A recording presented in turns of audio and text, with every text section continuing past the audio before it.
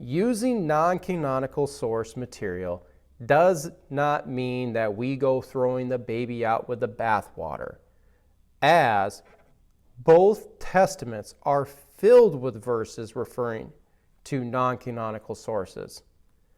You see this a lot with 1 Kings, 1 Chronicles. 2 Chronicles is packed with different source material that the chronicler referred to in his works. You even have the book of Esther referring to chronicles of the Medes and Persians as source material, and Nehemiah has one reference as well. In the New Testament, we get this as well, namely with Paul.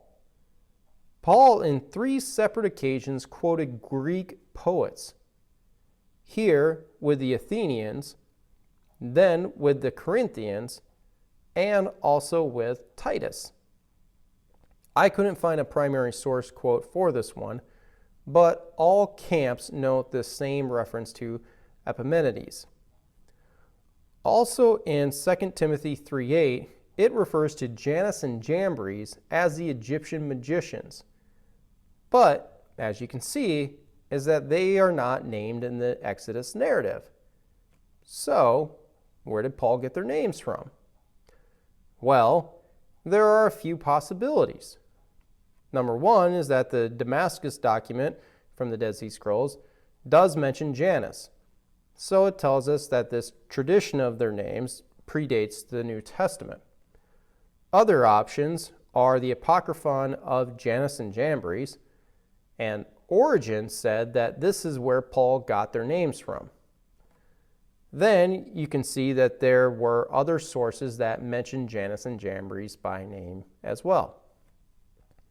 Bottom line is, if Paul found this acceptable, then we should too.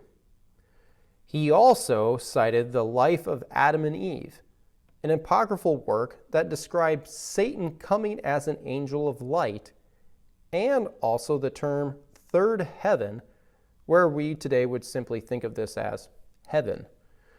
This is twice found in the Greek version of the life of Adam and Eve. Interesting thing is that the Slavonic translation refers to an archangel named Joel. And in Hebrews 11:37 is that it is very likely that the writer here is using the ascension of Isaiah in reference to Isaiah being sawed in half by Manasseh. That story is not recorded in the Old Testament, nor is there any story of any prophet being sawn in half. So, this is likely where the Hebrews writer is getting it from. So, when we see these direct connections in 2 Peter 2:4 to 1 Enoch chapters 10 and 20, is that we should not get unnerved by it. For 1 Peter 3:19 through 20 is that this can then be better understood after one compares it with the Enoch's story of similar descent in chapters 12 through 16. So, when it comes to Jude 14 through 15, is that you have to simply come to terms with the reality that Jude was sourcing 1 Enoch in his epistle. Reminder, hit the subscribe button below, turn on the notification bell, hit the like button, and leave a comment. And don't forget to visit us at justscripture.org.